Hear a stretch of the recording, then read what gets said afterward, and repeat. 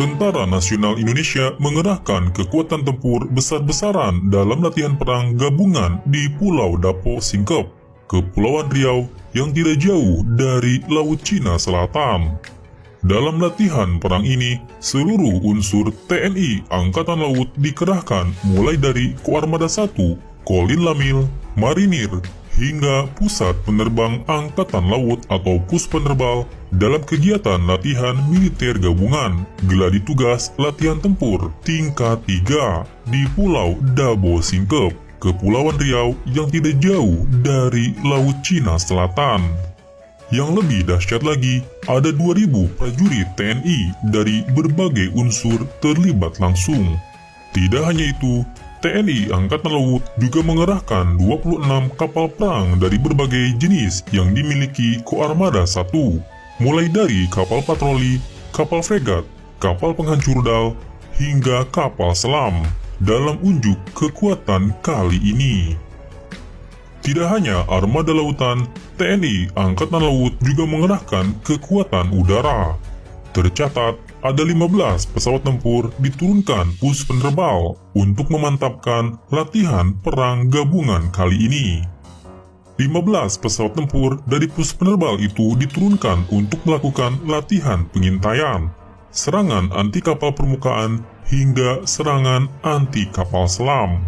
Sementara dari unsur marinir telah mengerahkan 1 batalion tim pendaratan dan 17 unit kendaraan tank amfibi dari berbagai jenis. Latihan perang ini digelar bersamaan dengan sedang memanasnya tensi di Indo-Pasifik, terutama di sekitar Laut Cina Selatan. Diketahui dalam beberapa hari ini, militer Amerika dan negara sekutunya juga menggelar latihan perang di Laut Cina Selatan. Amerika dan sekutu melakukan kegiatan ini sebagai propaganda untuk menekan dominasi Tentara Pembebasan Rakyat China atau PLA. Tidak hanya di LCS, Amerika juga sedang menggelar latihan militer bersama India di Samudra Hindia sekitar perairan Andaman dan Nicobar.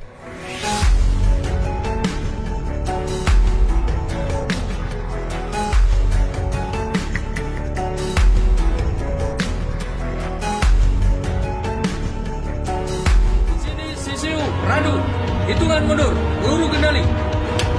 5, 4, 3, 2, 1, luncurkan.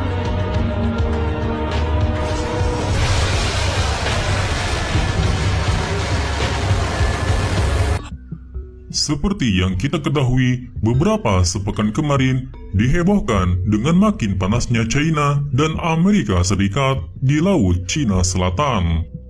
Kedua negara sama-sama menerjunkan militer di perairan tersebut dengan saling tuding provokator.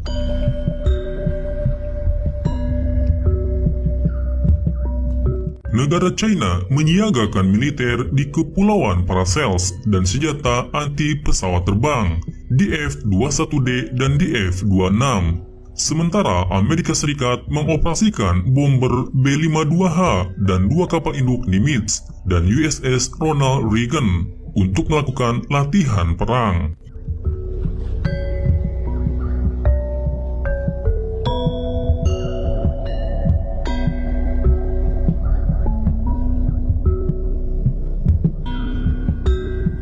Kementerian China dan Pentagon pun sama-sama saling adu mulut, melontarkan pernyataan mengecam satu sama lain.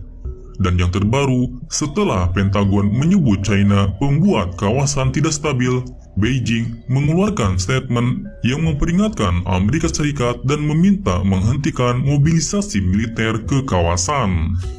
Tak ayal, hal ini membuat sejumlah pengamat internasional mengatakan friksi keduanya di LCS bisa menyulut konfrontasi langsung.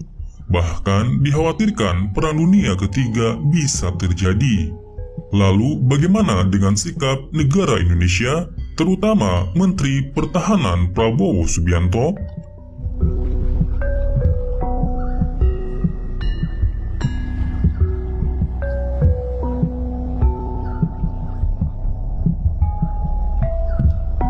Akhirnya Kementerian Pertahanan Republik Indonesia angkat bicara. Indonesia menegaskan tidak akan memihak siapapun jika perang terjadi antar kedua negara. Itu merujuk dan berpijak pada konstitusi kita, yaitu terlibat dalam ketertiban umum, kemudian ketertiban dunia, kemudian menjaga perdamaian abadi, kemudian menghormati kemerdekaan. Itu posisi kita, jelas juru bicara Kementerian Pertahanan Dhanil Anzar Simanjuntak. Kemudian yang kedua, tentu posisi kita juga adalah posisi bebas aktif. Kita tidak terkait dengan fakta pertahanan manapun. Kita tidak pernah bergabung dengan fakta pertahanan manapun, sehingga posisi kita tentu adalah menjaga jarak yang sama, kedekatan yang sama dengan semua negara di dunia. Meski demikian, ia berujar Indonesia sendiri cukup siaga untuk mengantisipasi jika terjadi konflik, terutama untuk menjaga NKRI.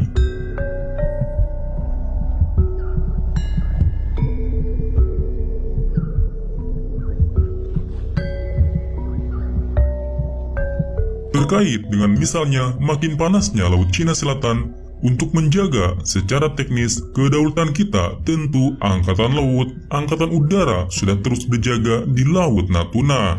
Itu upaya untuk berjaga-jaga. Tapi kemudian posisi kita tentu adalah posisi peacemaker, jelas Dhanil. Menteri Pertahanan Prabowo Subianto juga telah secara aktif melakukan komunikasi, baik langsung ataupun via telepon, dengan menahan negara-negara kawasan seperti Filipina, Malaysia, dan Australia.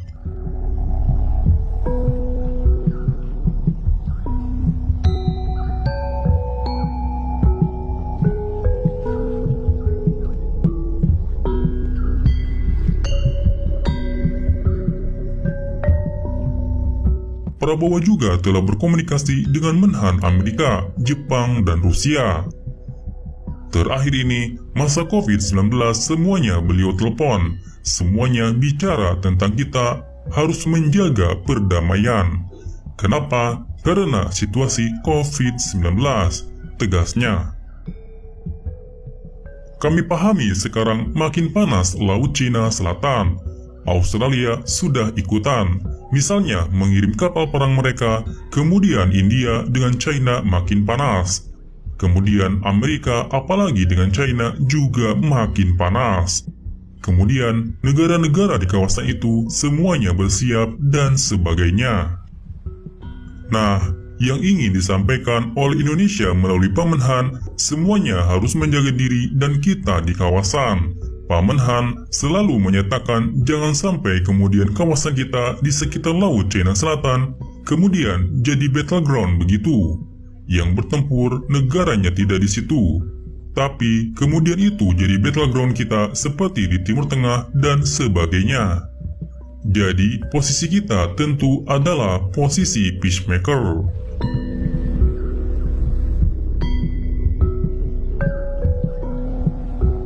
LCS menjadi panas pasca China mengklaim 80% wilayah sebagai kawasannya. Ini mengundang friksi dengan banyak negara ASEAN dan melibatkan Amerika Serikat masuk. LCS memiliki banyak kekayaan alam termasuk cadangan migas yang besar, ikan, hingga logam tanah jarang atau rare earth element yang aplikasinya banyak untuk industri hilir berteknologi tinggi. Menurut Council for Foreign Relations, di LCS ada sekitar 900 triliun kaki kubik gas alam. Sementara itu, Angkatan Laut Filipina dan India mengaku akan bergabung dengan Amerika Serikat terkait penjagaan Laut China Selatan. Inggris dan Australia juga sudah menyatakan hal yang senada. Panasnya Laut China Selatan mungkinkah untuk memicu Perang Dunia Ketiga? Laut China Selatan atau LCS merupakan teritori yang sering dipersengketakan oleh China dengan negara-negara Asia Tenggara. LCS sebagai jalur perdagangan strategis juga dinilai memiliki kekayaan alam yang melimpah. sehingga banyak yang mengklaim wilayah itu. LCS merupakan suatu wilayah yang membentang seluas 1,4 juta mil persegi di Samudra Pasifik, yang melintasi berbagai negara di kawasan Asia Tenggara seperti Filipina, Indonesia, hingga Vietnam. LCS juga meliputi wilayah mulai dari Selat Malaka hingga Selat Taiwan. LCS juga memiliki ratusan pulau. Namun, yang paling besar antara lain adalah Pulau Spratly, Pulau Paracel, Pulau Pratas yang juga diklaim oleh negara ASEAN. Namun, kebanyakan pulau-pulau tersebut tak berpenghuni menurut Council for Foreign Relations, sehingga secara historis sangat susah untuk menyelesaikan konflik yang terjadi.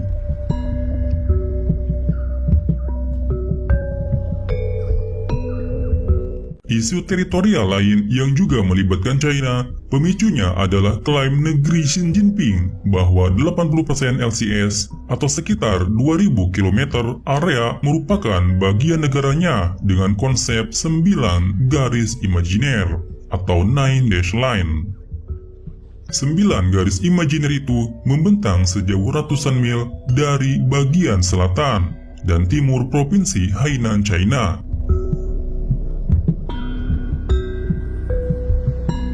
Pada tahun 1947, Beijing mengeluarkan sebuah peta untuk mendetailkan klaimnya terhadap wilayah itu.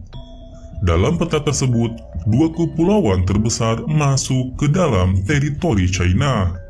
Namun, klaim tersebut mendapat kritikan dari banyak pihak. Klaim tersebut dinilai tak cukup didukung dengan bukti yang konkret. Contoh yang sering disebut adalah pada peta Persia China.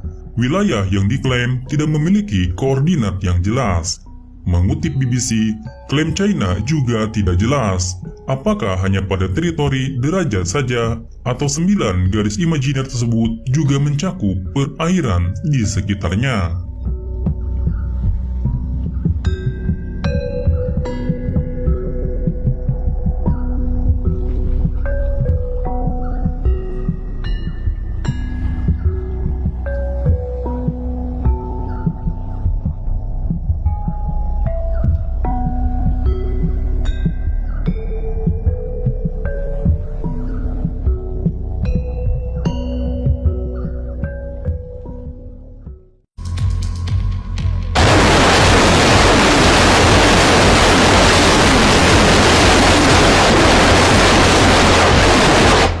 Hanya pada teritori derajat saja atau 9 garis imajiner tersebut juga mencakup perairan di sekitarnya.